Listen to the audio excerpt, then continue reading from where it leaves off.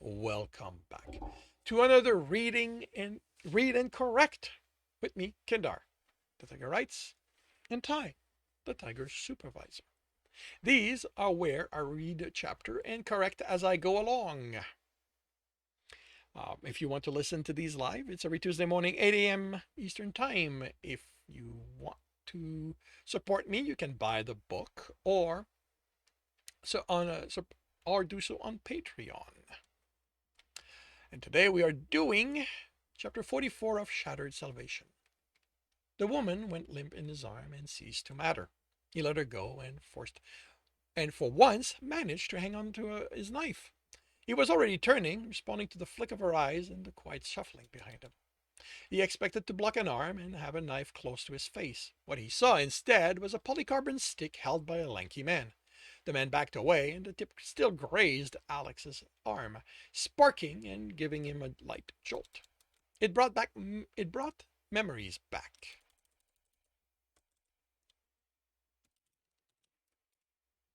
Memories of pain inflicted by hands and feet and such a stick. Memories of the man standing over him, touching him with the stick. Of the man, hand in the air, a woman before him, a cheek red from the impact. Of a promise Alex had made.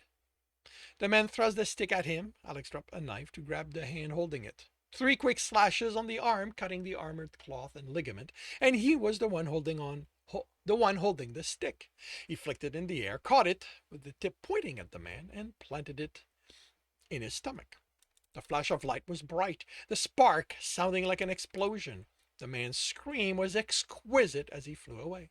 Alex followed him, cutting down the man who thought they could hurt him now that he only had one knife. When he reached the man, he was still on the floor. His chest still moved up and down, so he still mattered. Alex touched the stick to his chest. The man jerked but didn't scream. Alex's laughter faltered for a moment. He discarded the stick and flicked a knife in the man's throat. He grabbed 2 new knives and waited, listened. The room had grown silent. Movement in the distance, but no threat. His laughter began to fade, then hitched as he smiled. Light stepped behind him. Someone was trying to sneak up on him. He spun and slashed. She screamed and backed up. He followed her. He slashed, but she was light on her feet. He cut into the white coat she wore, felt no resistance from it. Unlike the others, she didn't try to attack, focusing solely on staying out of his reach. That was fine.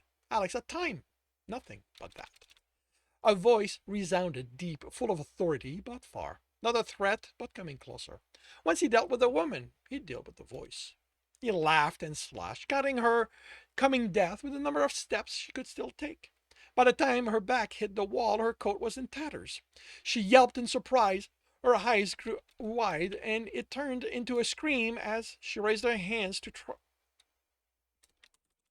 her hand in an attempt to keep death from reaching her. His knife was moving down when he heard the clicking behind him. He spun before it bit into her flesh and came slashing up at the new threat.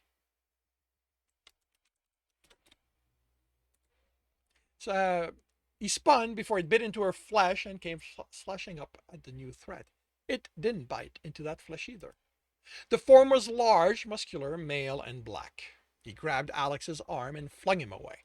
Alex crashed down, rolled, and was up, pulling a knife to replace the one he'd lost in the flight. This would be a good fight. He laughed as he ran at the man. He slashed, missed, slashed again, was blocked. The man's mouth moved, and Alex noted he was strangely formed, not like the others he'd fought. The sound that came from it weren't screams, so they were meaningless. They fell into the fight, the motions familiar to Alex. The man always gave him a good fight. He pushed, the man pushed back. He felt the knife bite into flesh. But the man didn't scream. He never screamed, no matter how often his knife bit into him. The sense that there was something wrong with the fight crept in slowly. With each time his knife cut the man, stabbed him, the flow of it was wrong. This had gone on too long. He should be feeling pain by now. Every other one of his opponents had managed to hurt him at least a little, and this one was much better. He always hurt him. They'd fought this fight before, many times. He wouldn't win. Alex's laughter diminished as too many wrong things crowded his mind. Why wouldn't he win? He always won. No, not always. There was one person he never beat, the one he was fighting right now.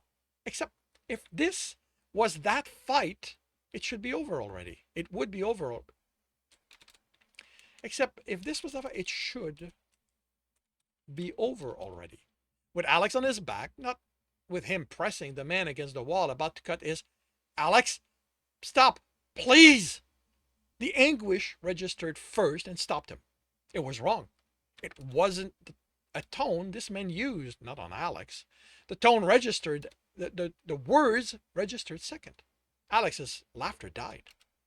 Things came into focus. The man wasn't human. The knife vibrated slightly in his hand, pressed at Tristan's throat. The Somalian's eyes were filled with fear, pain, desperation. Alex let go of the knife and hurried to back away. How? This couldn't have happened. There was no way he could beat Tristan. He wasn't allowed. Why had Tristan let this happen? Why hadn't Tristan stopped him? He wanted to apologize, but the words wouldn't come. He couldn't look away from those deep brown eyes. He couldn't keep himself from imagining them going flat as the life flowed out of them. Why didn't he see anger in them? He'd disobeyed him. Those sounds Tristan had made, they had meaning now. They were orders for him to stop, the tone growing more and more desperate. Alex always obeyed Tristan. It didn't matter what state he was in.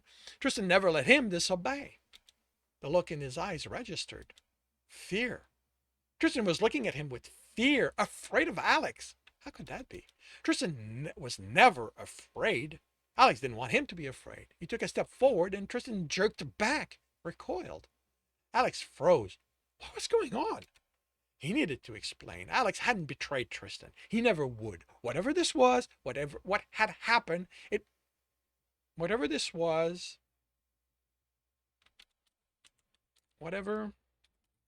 had happened, it was an aberration. Alex would do anything to comfort Tristan. Alex opened his mouth, but pain erupted at the back of his head. His reaction was instant, spinning as he grabbed the knife. He caught sight of someone, a tattered white coat, but the world kept spinning and his hand wouldn't close on the hilt. Then it all went black. And this concludes chapter 44 of Shattered Salvation. If you are enjoying this, please leave a like. If you want to know when the next chapter is going to be up, subscribe and hit the bell. If you want to read the book, as well as the others in the series, they are available on all major e-retailer. If you want to support me in a different way, that's on my Patreon, where you can also get access to just about everything I've written. And if you want to listen to these live, it's every Tuesday morning, 8 a.m. Eastern Time on Twitch. Links are in the notes. And with that, I shall wish you a good day.